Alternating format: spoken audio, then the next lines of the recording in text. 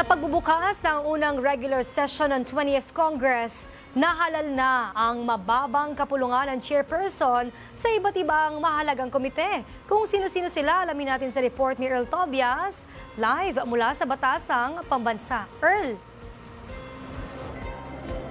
Princess Mariin ngang dineklara ni House Speaker Martin Romualdez sa unang regular session ng Kamara ang desisyon nilang buksan sa publiko ang Bicameral Conference Committee na huling dinadaanan ng proposed national budget ng bansa bago tuluyang ilapag sa tanggapan ng Pangulo.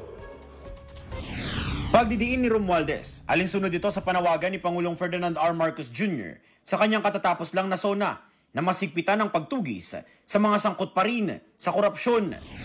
We heard the President's SONA and we take to heart his call, his frustration even, about the lingering shadow of corruption in our institutions. As Speaker, I share his concern and I accept his challenge, not with defensiveness but with determination.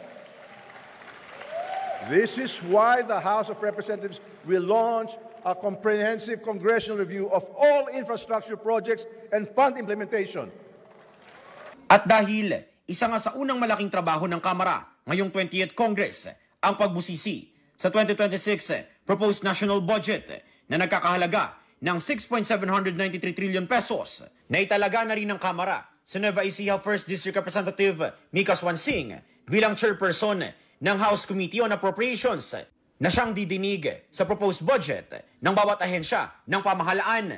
Samantala, nanumpa na rin si Presidential Son at Ilocos Norte 1st District Representative Sandro Marcos bilang Majority Leader ng Kamara. Promulgated by the duly constituted authorities of the Republic of the Philippines. That I impose this obligation upon myself voluntarily. And that I impose this obligation upon myself voluntarily. Without mental reservation or purpose of evasion. Without mental reservation or purpose of evasion. So help me God. So help me God. Congratulations, Major. Princess, naihalal nga din sa Representative Marcos bilang chairperson ng House Committee on Rules. Bukod dyan, kahapon at kanina ay ilang malalaking komite na dito sa Kamara ang nabigyan na rin ng bagong talagang mga chairpersons. Isa-isahin natin ang ilan sa mga malalaking komite na yan.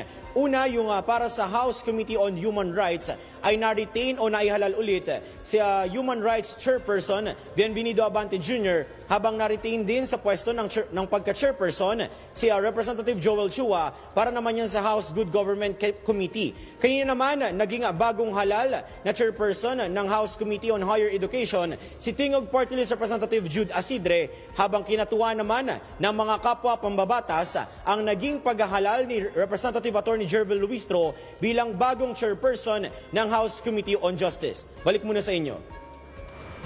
Maraming salamat, Earl Tobias.